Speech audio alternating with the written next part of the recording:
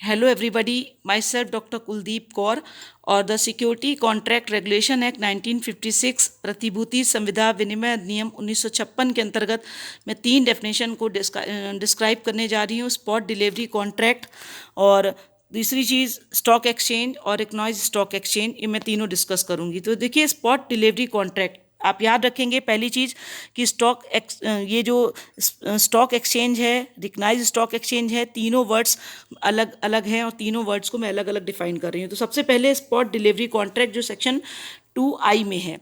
तो spot delivery का मतलब होता है कैसे स्थान परिधान संविदा की जाएगी, कैसे जब कोई वस्तु कोई सिक्योरिटी खरीदी जाती है तो कॉन्ट्रैक्ट के द्वारा कैसे उसको डिलीवर्ड किया जाता है। तो लिखा भी हुआ है यहाँ पर, actual delivery of securities and the payment of a price therefore either on the same day as the date of the contract or the next day। देखिए, जब भी हम डिलीवरी सिक्योरिटीज़ की कॉन्ट्रैक्ट करते हैं तो हम सेम डे भी दे सकते हैं और उसके नेक्स्ट डे भी दे सकते हैं, जैसा कि कॉन्ट्रैक्ट में हुआ हो।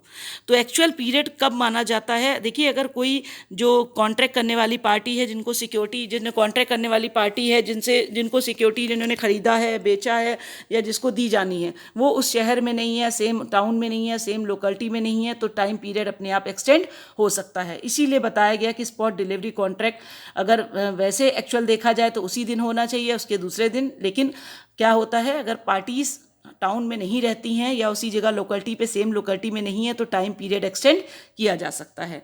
तो आप देखेंगे कि जो बेनिफिशियल ओनर होता है वो दूसरे बेनिफिशियल ओनर के खाते में क्या करता है, डिपॉजिटरी के द्वारा जमा कर देता है किन चीज़ को, सिक्योरिटीज़ को। तो सिक्योरिटीज़ को मैं ऑलरेडी डिफाइन कर चुकी हूँ और बेनिफिशियल ओनर भी पहले के वीडियो में बताया जा चुका है।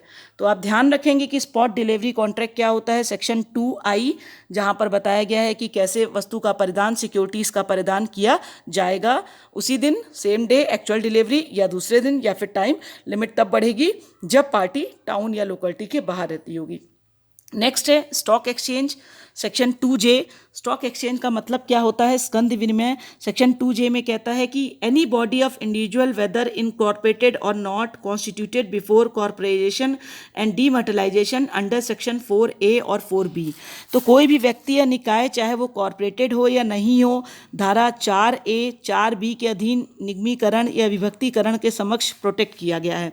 तो यहाँ पर डायरेक्टली लिखा हुआ है कि ये body incorporated under the company act 1956 whether under a scheme of corporation and demutualization or otherwise for the purpose of assisting, regulating or controlling the business of buying, selling or dealing in securities।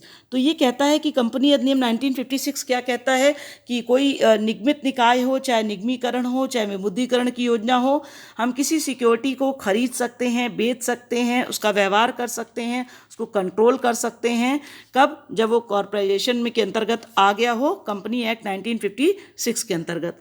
तो stock exchange में आपने देखा कि मैंने आपको बताया कि stock exchange का मतलब क्या होता है, सिक्योरिटीज़ को किस तरीके से स्टॉक रखा जाता है, और वो सिक्योरिटीज़ कौन सी हैं जो शेयर मार्केट से रिलेटेड हैं, जो सिक्योरिटीज़ को पहले डिफाइन किया जा चुका है। जो नेक्स्ट वर्ड है रिकग्नाइज स्टॉक एक्सचेंज। तो रिकग्नाइज स्टॉक एक्सचेंज है सेक्शन 2F में, जो बताता है कि recognise stock exchange means a stock exchange which is for the time being recognized by the central government under section 4।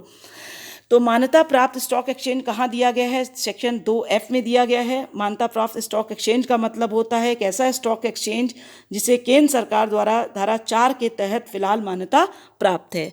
तो कैसे कोई स्टॉक एक्सचेंज को रिकग्नाइज किया जाएगा, सेक्शन 4A में पूरा एक प्रोसीजर बताया गया है। वो प्रोसीजर मैं आपको नेक्स्ट वीडियो में डिस्कस कर दूंगी। जो आज मैंने आपको केवल इसके डेफिनेशन क्लॉज के डिफाइन किया है कि इनका मतलब क्या होता है। तो कौन से 3 शब्द आज डिफाइन किए गए आप ध्यान रखेंगे, spot delivery contract section 2I, stock exchange section 2J, recognise stock exchange section 2F। तो thank you, please like share subscribe my channel. Next video में इसका आगे का डिटेल मैं आपको दूंगी। Thank you.